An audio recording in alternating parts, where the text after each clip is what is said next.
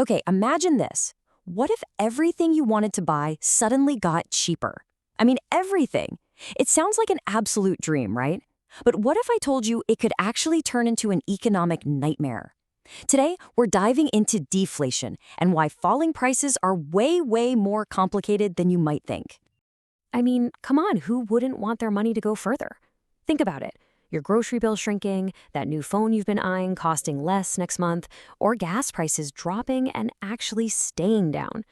On the surface, it just feels like a win for everybody. And that is the big paradox we're talking about today.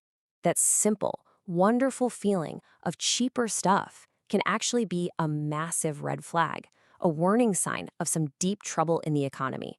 So how can something that feels so good for your wallet be so bad for everyone else? Well, let's get into it.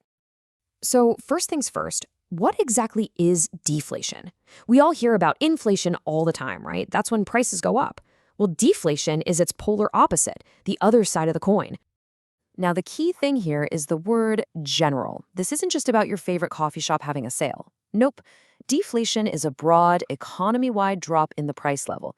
It means your dollar, your pound, your euro, it literally buys more today than it did yesterday. Your money is getting stronger. And this is where you start to see the problem. Yeah, your money buys more, which sounds awesome, but look at the other side effects. It's usually tied to less money and credit flowing through the economy, and it can be absolutely devastating for anyone who has debt. This is why deflation has such a scary reputation among economists. But, and this is a huge but, it gets a little more nuanced. It turns out that not all deflation is created equal. The reason prices are falling matters a lot. This breaks it down perfectly. You've got two different flavors of deflation. On one side, you have the bad kind. This is the scary one caused by a total collapse in demand. People just stop buying stuff, maybe because they're scared about the economy, so companies have to slash prices.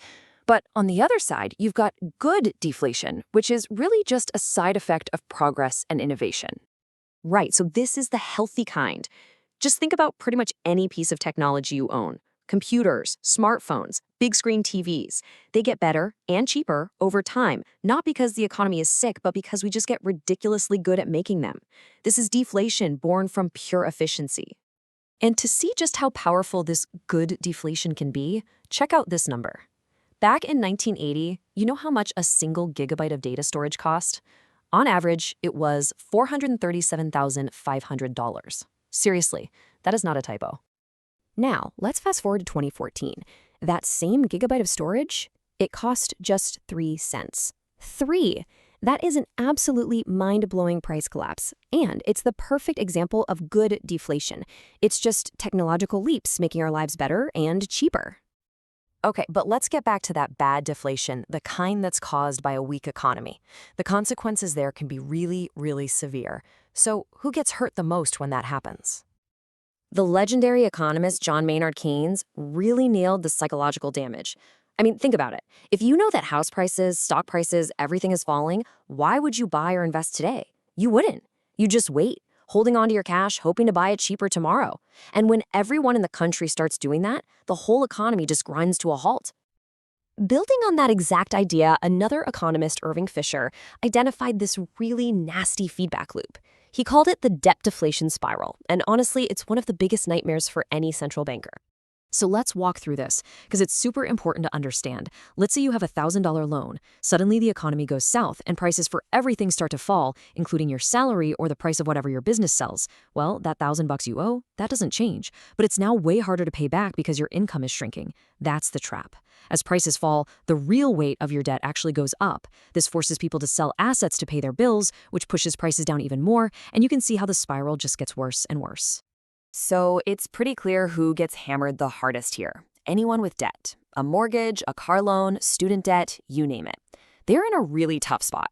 Their debt just gets heavier and heavier in real terms. But on the flip side, people who are just holding on to cash, they actually do okay because their money is becoming more valuable every day. So for decades, because of that scary debt deflation spiral and the lingering memory of the Great Depression, deflation was basically public enemy number one for economists. But is the story really that simple? You can kind of see how the thinking evolved over time. The 1930s really cemented this idea that deflation equals disaster. Then you had post-war economists reinforcing that idea, and Japan's struggles in the 90s seemed to prove it all over again. But then, in 2004, a couple of economists, Andrew Adkison and Patrick Kehoe, decided to really dig into the long-term data. And what they found was, well, kind of a bombshell. They looked at 180 years of data across 17 different countries. They found 73 separate times when deflation happened. But get this, in 65 of those cases, that's almost 90% of the time, there was no economic downturn at all. The economy was fine. And even crazier, they found that most of the major depressions throughout history actually happened without any deflation. So what does all that mean? It means that the ironclad link that everyone just assumed existed between falling prices and economic depression, well, it just wasn't really there in the broader historical data. It turns out the Great Depression, the one event that shaped this fear for generations, might have been the exception, not the rule. Now, even with this new perspective, no government or central bank on Earth wants to risk getting caught in a bad deflationary spiral. So what can they do if they see one coming? Well, they've got a pretty powerful set of tools to fight back. This is pretty much the standard playbook. The big one is central banks slashing interest rates to make borrowing super cheap. Governments can step in and boost spending on big projects, or they can cut taxes to put more money directly into your pocket. And then they have the more heavy-duty tools like quantitative easing, which is basically a way to pump money right into the financial system. When you boil it all down, every single one of these policies has one simple goal: to fight that pessimism that Keynes was talking about. They are all designed to give you and businesses a reason to stop hoarding cash and start spending and investing again, to get demand going and get the economy moving. So we're left with a much more interesting picture. Deflation isn't necessarily the monster it was once made out to be, but it's definitely not something to ignore either.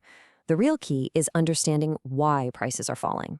Is it a sign of incredible innovation making our lives better, or is it a warning sign of deeper economic trouble on the horizon? The next time you see a bargain, now you'll know what question to ask. Thanks for tuning in.